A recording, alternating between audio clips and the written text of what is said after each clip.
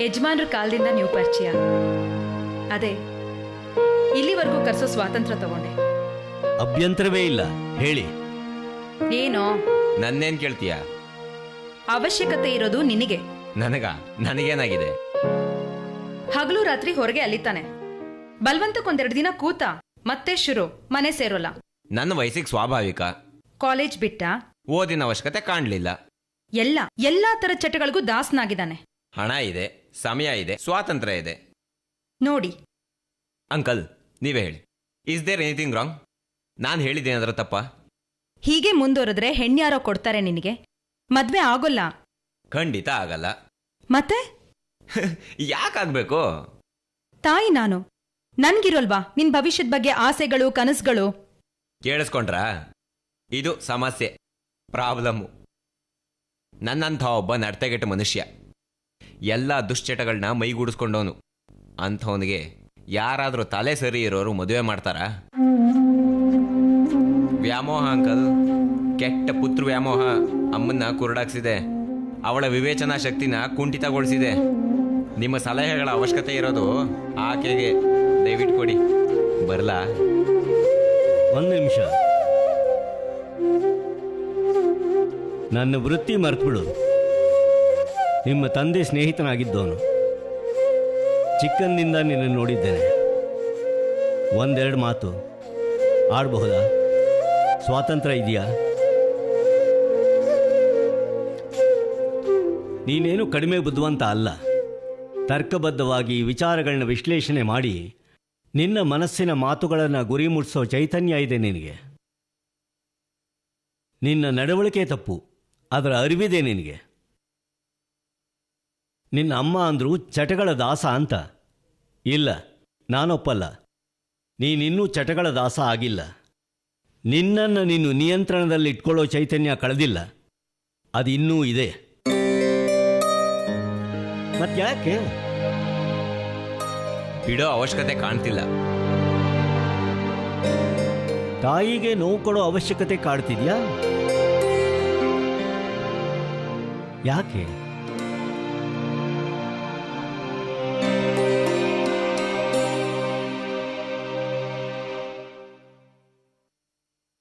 ನೀವು ಹೋಗಿ, ನಾನು ಮಾತಾಡ್ತೀನಿ. ಏನೋ? ಹೋಗು. ಅದೇನಿದೆಯೋ ಹೇಳು, ನಾನು ಕೇಳಿಸ್ಕೋತೀನಿ. ಬೇಡ. ಭಯನಾ? ಇಲ್ಲ. ಮತ್ತೆ? ತಾಯಿ ಎದುರಿಗೆ ಬೆತ್ತಲೆ ಆಗೋದು ಸಹಜ, ಆದ್ರೆ ತಾಯಿನ ಬೆತ್ತಲೆ ಮಾಡೋದು ಅಸಹಜ. ಸತ್ಯವಾಡಿದ್ರೆ ಬೆತ್ತಲೆ ಮಾಡ್ದಂಗೆ. ನೀನು ಹೋಗು.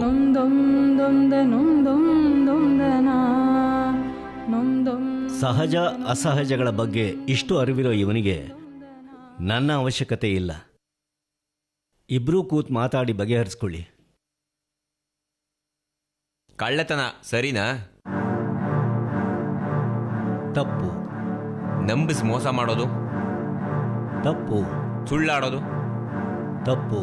ನಮ್ಮದಲ್ಲದನ್ನ ಬಲಪ್ರಯೋಗದಿಂದ, ಪರಿಸ್ಥಿತಿಯ ದುರುಪಯೋಗದಿಂದ, ಮೋಸದಿಂದ ನಮ್ಮದಾಗಿಸ್ಕೊಳ್ಳೋದು ತಪ್ಪು. ಕೇಳಿಸ್ಕೊಂಡ್ಯಾ? ಇದಿಷ್ಟು ನನ್ನಮ್ಮ ಬದುಕಿದ ಮತ್ತು ಬದುಕ್ತಾ ಇರೋ ರೀತಿ, ರೂಢಿಸ್ಕೊಂಡ ಗುಣಗಳು. ಆ ತಪ್ಪುಗಳ ಬಗ್ಗೆ ನನಗೆ ದ್ವೇಷ ಇದೆ. ಅದಕ್ಕೆ ಪ್ರತಿಭಟನಾಪೂರ್ವಕವಾಗಿ ಹೀಗೆ ವರ್ತಿಸ್ತಿದ್ದೀನಿ. ಸಲಹೆ, ಮನೋವೈದ್ಯರ ಸಲಹೆ ಆಕೆಗಿದೆ, ನನಗಲ್ಲ. ಸರಿನಾ? ಅದ್ಯಾಕೆ ನಗು? ಇನ್ನೇನು ಮಾಡಲಿ? ಕಳ್ಳತನ, ಮೋಸ, ಸುಳ್ಳು, ಹಾದ್ರ ಹಣಕ್ಕಾಗಿ, ಬದುಕಿನ ಏಳಿಗೆಗಾಗಿ ಮಾಡಿದ್ರೆ ಸ್ವಾಭಾವಿಕ. ಅದೊಂದು ಚೈತನ್ಯ, ಮೆಚ್ಚುವಂಥದ್ದು. ಅದರಿಂದ ಸಾಧನೆ ಅಲ್ವಾ? ನಾನು ಕಳ್ಳತನ ಮಾಡ್ತೀನಿ, ಅಮ್ಮ ಕಾಸು ಕೊಡ್ದಿದ್ರೆ. ಮೋಸ ನಂಬಿದ ಎಲ್ಲ ಹೆಣ್ಗಳಿಗೂ ಮಾಡ್ತೀನಿ. ಅದೇ ಕ್ರಿಯೆ ಸಂಪಾದನೆಗೆ ಅಂದರೆ ಸ್ವಾಭಾವಿಕ, ಸುಖಕ್ಕೆ ಅಂದರೆ ಅಸ್ವಾಭಾವಿಕ. ಸ್ವಾಭಾವಿಕವಾದರೆ ನಿಮ್ಮ ಅವಶ್ಯಕತೆ ಇಲ್ಲ, ಅಸ್ವಾಭಾವಿಕ ಅನ್ಸಿದ್ರೆ ನೀವು ಪ್ರತ್ಯಕ್ಷ. ಅಮ್ಮ ಕಷ್ಟದಲ್ಲಿದ್ದಾಳೆ, ಅವಳಿಗಿದೆ ಅವಶ್ಯಕತೆ. ಕೊಡಿ, ಬರ್ತೀನಿ.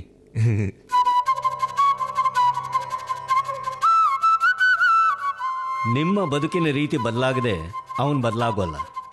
ಕ್ಷಮಿಸಿ. ನಮಸ್ಕಾರ. ಇನ್ನೊಂದು ವಿಷಯ, ನಿಮ್ಮಲ್ಲಿ ಕುತ್ತಿಗೆಯಲ್ಲಿ ಕ್ಯಾನ್ಸರ್ ಗಡ್ಡೆ ಇರೋ ಒಬ್ಬ ಕೆಲಸಗಾರ ಇದ್ದಾನೆ.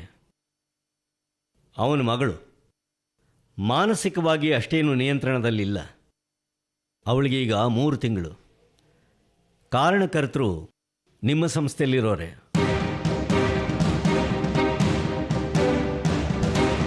ಪರಿಸ್ಥಿತಿ ನೋಡಿದ್ರೆ ಇಲ್ಲೇ ಯಾರೋ ಅಧಿಕಾರದಲ್ಲಿರೋರು ಅನ್ಸುತ್ತೆ. ನೋಡಿ.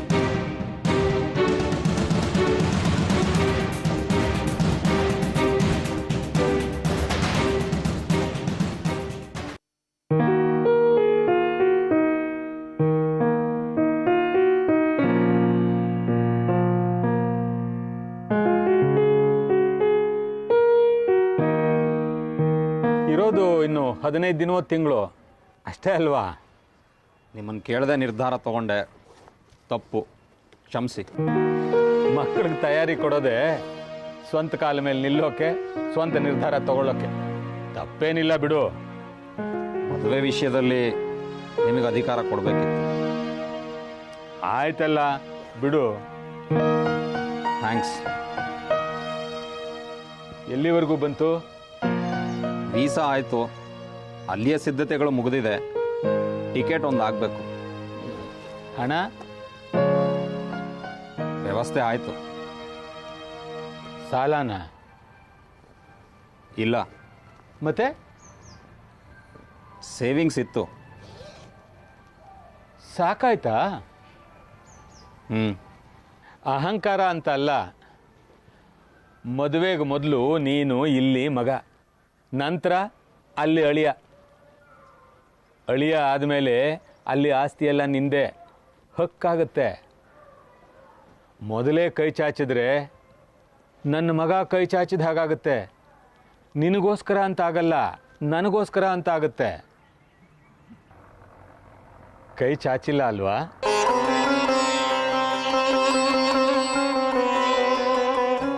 ತುಂಬ ತಲೆ ಕೆಡಿಸ್ಕೋತೀಯ.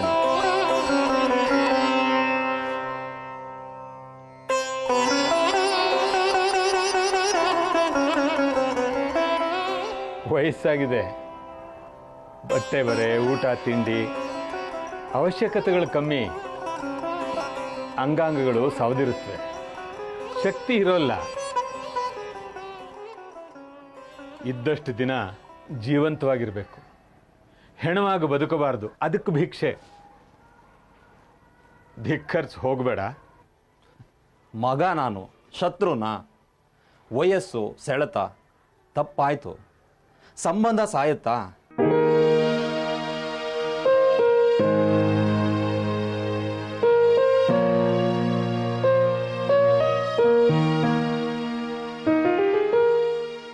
ಇರೋನೊಬ್ಬ ಅಣ್ಣ, ನನಗೂ ಮೆರೆಯೋ ಆಸೆ ಇರಲ್ವಾ? ಅದ್ದೂರಿಯಾಗಿ 4 ಜನರ ಕಣ್ಣು ಕುಕ್ಕೋ ಹಾಗೆ ಮದುವೆ ಆಗ್ಬೋದಪ್ಪ. ಯಾರನ್ನು ಕರೀದೆ ಗುಟ್ಟಾಗಿ ಮಾಡ್ಕೊಂಡ್ರೆ ಮಾಡಬಾರ್ದೇನೋ ಮಾಡ್ತಿದ್ದೀವಿ, ಅದಕ್ಕೆ ಹೀಗೆ ಅನ್ಸಲ್ವಾ? ಪರಸ್ಪರ ಸಂಬಂಧದಲ್ಲಿ 100 ಸಮಸ್ಯೆಗಳಿರುತ್ತವೆ. ಪ್ರಪಂಚಕ್ಕೆ ಯಾಕೆ ತಿಳಿಸ್ಬೇಕು? ಮನೆ ವಿಷಯ ಹೊರಗೆ ಚರ್ಚೆ ಆದರೆ ನಂತರದ ತೇಪೆ ಕಷ್ಟ ಆಗುತ್ತೆ. ಚೆನ್ನಾಗಾಗ್ಲಿ ಮದುವೆ. ಇದಾಗ್ತಿರೋದಕ್ಕೆ ನಮ್ಮ ಸಮ್ಮತಿನೂ ಇದೆ. ಆಗ್ಲಿ. ಅವರು ಒಪ್ಬೇಕಲ್ವಾ? ಕೇಳು, ಒಪ್ತಾರೆ. ದುಡ್ಡಿರೋರು ಅವರು. ಸರಿ, ಅವರ ದೃಷ್ಟಿನಲ್ಲಿ ಅವರ ಮಗಳಿಗೆ ನಾನು ಸಾಲದು. ಓದಿದಿ. ಇಷ್ಟು ಓದಿದವರು ಸಿಗ್ತಾರೆ. ಕೆಲಸ ಇದೆ. ಈಗ ಇಲ್ಲಿ ಕೆಲಸ ಬಿಟ್ಟು ಹೋಗ್ತಿರೋದು, ಮತ್ತೆ ಅಲ್ಲಿ ಆಗಬೇಕು. ಅವಳಿಗೆ ಸಿಗಬೇಕಲ್ಲ ಗಂಡು. ಇದೇ ಪ್ರಶ್ನೆ ಅಲ್ಲೂ ಕಾಡ್ತಿರುತ್ತೆ. ಅವ್ರಿಗೆ ಅನ್ಸಿರಲ್ವಾ, ಜಾತಿ ಧರ್ಮ ಮರೆತು ಇಷ್ಟು ಓದಿದವನು ಮದುವೆ ಅಂತ ಯಾಕೆ ಕಲಿತಾನೆ? ಮನೆ ಅವ್ರು ಯಾಕೆ ತಲೆ ಆಡಿಸ್ತಾರೆ? ಇಷ್ಟು ಆಸ್ತಿ ಇದೆ, ಅದ್ರ ಮೇಲೆ ಕಣ್ಣ? ಪ್ರೀತಿ ಪ್ರೇಮ ನೆಪಾನ? ಅನ್ಸಲ್ವಾ? ಅನಿಸಿರುತ್ತೆ. ಸಂಪೂರ್ಣ ನಿರ್ಧಾರ ಅವರಿಗೆ ಬಿಟ್ಟಿದ್ದೀನಿ. ಹೇಗೆ ಬೇಕೋ ಹಾಗೆ, ಎಲ್ಲಿ ಬೇಕೋ ಅಲ್ಲಿ. ಅವರಿಗೆ ಸೂಕ್ತ ಅಂತ ಅನಿಸಿದ ದಿನ ನಡೆಸಲಿ, ನಾವು ತಲೆ ಹಾಕೋದು ಬೇಡ. ಒಂದು ಸಣ್ಣ ಅಹಂಕಾರ, ಏನಂತೀಯ?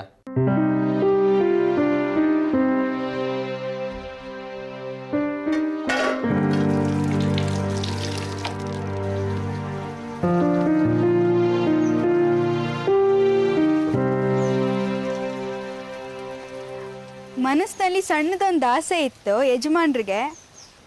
ಏನಿಲ್ಲ, ಸಾಕ್ದೆ, ಓದಿಸ್ದೆ, ವಯಸ್ಸಾದ ಕಾಲದಲ್ಲಿ ಪ್ರೀತಿ ಪ್ರೇಮ ಅಂತ ಓಡ್ ಹೋದ. ಅವನಿಷ್ಟ. ಅವನು ಧಿಕ್ಕರಿಸಿದ್ರು ಸ್ವಸಂತೋಷದಿಂದ ಮುಂದೆ ನಿಂತು ಮದುವೆ ಮಾಡ್ತೀನಿ. ಮಗನ ಸಂತೋಷಕ್ಕೋಸ್ಕರ ಸ್ವಂತ ಸುಖನ ತ್ಯಾಗ ಮಾಡ್ತೀನಿ. ಕೆಲಸ ಇರಬೇಕು, ನೋಡಿ ಹೋಗು. ಅದ್ಧೂರಿಯಾಗಿ ಮದುವೆ ಮಾಡಿ ನೆರೆದ 4 ಜನರ ಮುಂದೆ ತ್ಯಾಗದ ಭಾವನ ಮೆರಿಬೇಕಿತ್ತು.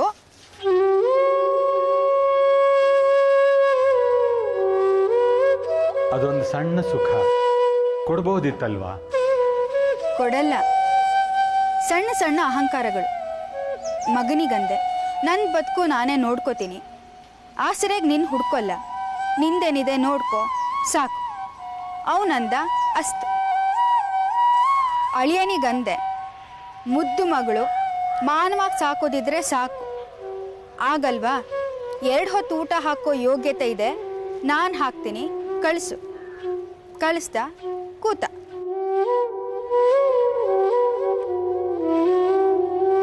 ಮೋಕ್ಷಕ್ಕೆ ಮಗ ಪಿಂಡ ನಾನೇ ಹಾಕೋತೀನಿ ಅಂದರೆ ಊಟನೂ ನೀನೇ ದುಡ್ಕೋ ಅಂತಾನೆ.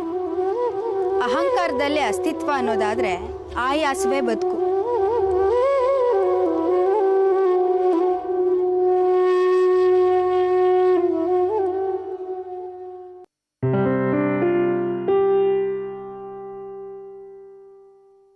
ಈ ಜಾಗ ನಿಮಗಲ್ಲ.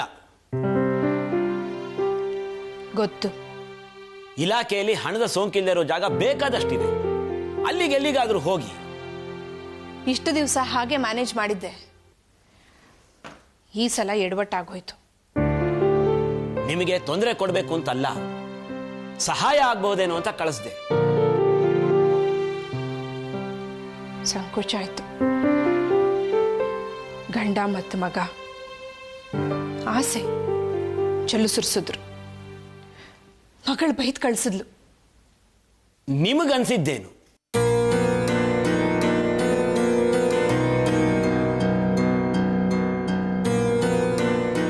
ಅವ್ರಿಗೆ ಸಮಸ್ಯೆ ಇದೆ, ನಿಮಗೆ ಅಧಿಕಾರ ಇದೆ, ಹಣದ ಖರ್ಚಿಗೆ ಅವ್ರು ಸಿದ್ಧ. ತಪ್ಪಾಗಲ್ವಾ?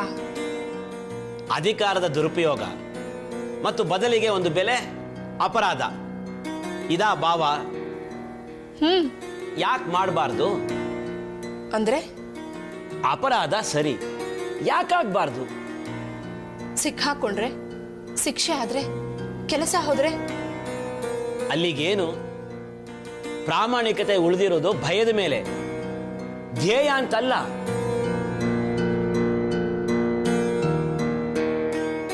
ಕಣ್ಣು ಬಿಟ್ಟು ಸುತ್ತಲಿನ ಪ್ರಪಂಚನ ಒಮ್ಮೆ ನೋಡಿ. ಕಾಣ್ತಾ ಇದ್ದಾರಾ ಯಾರಾದ್ರೂ ಪ್ರಾಮಾಣಿಕರು? ಬತ್ತಲ ರಾಜ್ಯದಲ್ಲಿ ಬಟ್ಟೆ ಅಪರಾಧ. ಹಾಗಂತ ಸುತ್ತಲೂ ಬತ್ತಲು ಅಂತ ಗುರ್ಸಿ ಸಂಕೋಚ ಇಲ್ಲದೆ ಬದುಕಬಾರದು. ಅಪ್ರಾಮಾಣಿಕವಾಗಿ ಬದುಕಬೇಕು.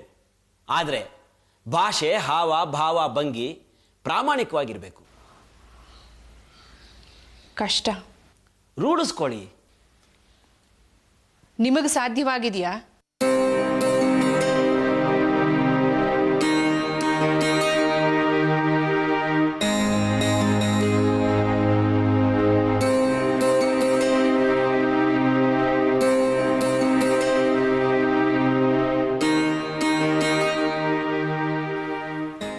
ಕೆಲಸಕ್ಕೆ ಸೇರಿದ ಹೊಸ್ತು, ಮೈಯಲ್ಲಿ ಕಸು ಇತ್ತು, ಮನಸ್ಸಿನ ತುಂಬ ಆದರ್ಶ, ಎಲ್ಲಕ್ಕೂ ಬಡದಾಡ್ತಾ ಇದ್ದೆ.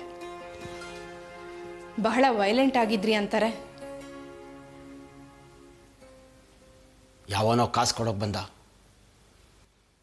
ಕುತ್ತಿಗೆ ಪಟ್ಟಿ ಹಿಡಿದು 4 ಬಾರಿಸಿದ್ದೆ. ಅವನು ನನ್ನನ್ನು ಬಿಟ್ಟ. ಮೇಲಿನ ಅಧಿಕಾರಿ ಹತ್ರ ಹೋದ, ಅದೇ ಕಾಸನ್ನು ಅವರು ಕೊಟ್ಟ. ಕೆಲಸ ಮುಗೀತು. ಸರಿ, ಬದಲಿಗೆ ನನ್ನ ಮೇಲೆ ಕಂಪ್ಲೇಂಟ್. ಮನುಷ್ಯನಿಗೆ ಸಂಯಮ ಇಲ್ಲ, ಸಾರ್ವಜನಿಕ ಬದುಕಿಗೆ ಅಯೋಗ್ಯ, ಜನರ ಸಂಪರ್ಕ ಇಲ್ಲದ ಕಡೆ ಕೂರಿಸಿ. ಮುಂದೆ ಹೀಗೆ ವರ್ಷಕ್ಕೆ 4 ಟ್ರಾನ್ಸ್ಫರ್, 10 ಮೆಮೊ, 2 ಎನ್ಕ್ವೈರಿ. ಇದೆಲ್ಲದರ ಗಲಾಟೆಯಲ್ಲಿ ಮದುವೆ, 2 ಮಕ್ಕಳು. ನಂದು ದಿನನಿತ್ಯ ರಂಪ, ಅದನ್ನು ಮರೆಯೋಕೆ ಕುಡ್ತ. ಹೆಂಡತಿ ಕೆಲ್ಸಕ್ಕೆ ಸೇರಿದ್ಲು, ನಾನು ಊರೂರು ಸುತ್ತಿದೆ. ಮನೇಲಿ ಅವಳು ಮಕ್ಕಳೊಂದಿಗೆ, ಮನೇಲೂ ಕೆಲಸ, ಹೊರಗೂ ಕೆಲಸ. ಆರೋಗ್ಯ ಕೆಡ್ತು.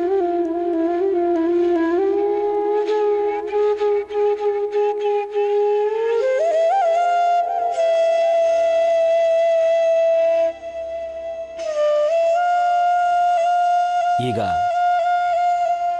ಪೂರ್ತ ಹಾಸಿಗೆನೆ, ಮಕ್ಕಳು, 2 ಗಂಡು ಮಕ್ಕಳು. ಅಂತ ಏನು ವಿದ್ಯೆ ಇಲ್ಲ, ಕೆಲಸ ಹುಡುಕ್ತಾ ಇದ್ದಾರೆ.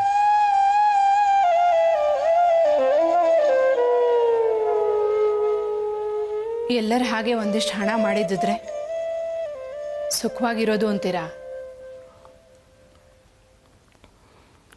ಐ ಡೋಂಟ್ ನೋ, ಗೊತ್ತಿಲ್ಲ. ಆದರೆ ಬದುಕಿಗೆ ಹಣ ಮುಖ್ಯ, ಅದರ್ಥ ಆಗಿದೆ.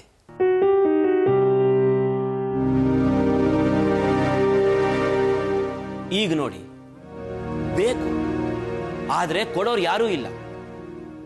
ಧ್ಯೇಯ, ಪ್ರಾಮಾಣಿಕತೆ ಅಂತ ಬಡದಾಡ್ತಾ ಇಲಾಖೆ ಪರೀಕ್ಷೆನ ತಗೊಳ್ಳಿಲ್ಲ.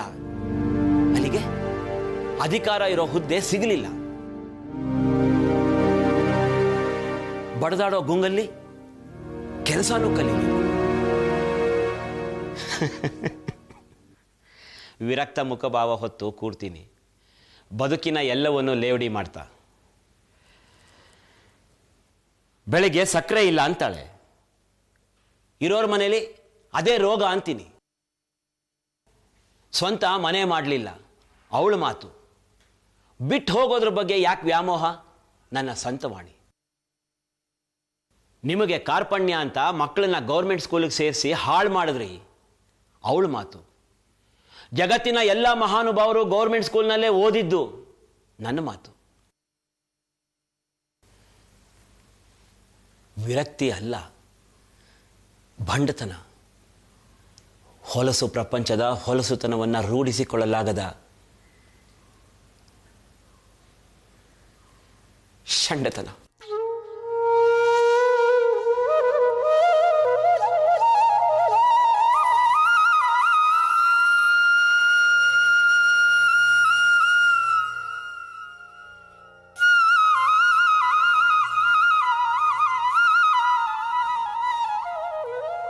ಬದುಕಿಗೆ ಎಷ್ಟು ಬೇಕೋ ಅಷ್ಟು, ಎಲ್ಲಿ ಅವಕಾಶ ಸಿಗುತ್ತೋ ಅಲ್ಲಿ ಮುಖ ಮೂತಿ ನೋಡದೆ ಕಳ್ತನ ಮಾಡಬೇಕು. ಆದರೆ ಹಾಗೆ ಬದುಕ್ತಾ ಇಲ್ಲ ಅನ್ನೋ ಮುಖವಾಡ ಧರಿಸಿ ಬದುಕೋದನ್ನ ಕಲಿಬೇಕು. ಆ ಯೋಗ್ಯತೆ ಇಲ್ಲದ ಮೇಲೆ ಮದುವೆ ಆಗಬಾರ್ದು, ಮಕ್ಕಳನ್ನ ಹೆರಬಾರ್ದು.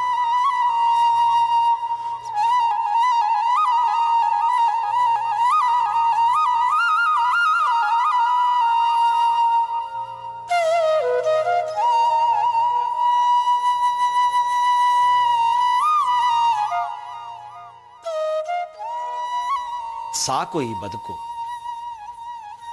ನಿಮಗೆ ಮುಖವಾಡ ಇದೆ, ಜರಿ ಸೀರೆ, ಅಗಲ ಕುಂಕುಮ, ತೀಡಿ ಬಾಚಿದ ತಲೆ, ಗೌರವಂತರ ಇದ್ದೀರಾ. ಅಪರೂಪಕ್ಕೆ ಅಧಿಕಾರ ಸಿಕ್ಕಿದೆ, ಒಳ್ಳೆ ಅವಕಾಶ, ದುಡಿದು ಬಿಡಿ.